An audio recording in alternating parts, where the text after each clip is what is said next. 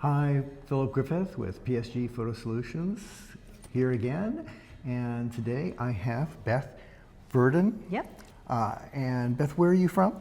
I am from the Chicago suburbs, Homer Glen, Illinois. It's a southwest suburb out near Joliet. Okay, great. And what's the name of your company? Beautiful views. Oh, nice. I like that. Yeah. So, what's the sort of the biggest problem people come to you to solve with their photos? I would say mostly what I've seen is people with print photos who are looking for solutions. They've received photos from maybe their parents or their grandparents, and they would like a solution for being able to get through them and sort them and make some kind of sense of them and be able to pass them on to other family members. So they get collections when someone passes away or handed down, and all of a sudden everyone in the family thinks that they're the official photo person in the family. That's kind of what happened to me. I mean, I have pretty much every collection of every family member in my family, so that's kind of how I got my start. Yeah, I was working with printed photos, yeah. And what's a project that you did this past year with a client that you found really interesting or that was different? I would say it actually wasn't a printed photo project. It was a digital photo project.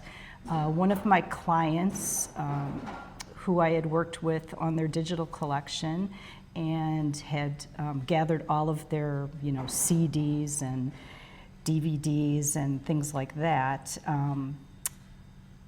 they came back to me after moving out of state. And so we were looking at doing the maintenance on their project, and that was the first time I had the opportunity to do remote work with someone. Oh. And so that was really, really fun to do. I learned some workflows from some other members of the photo managers and learned how to be able to log in remotely. And I'm a PC person. Most of my work's been done in PC, but I recently acquired a MacBook Pro and learned some Mac workflows from other TPM members in our community.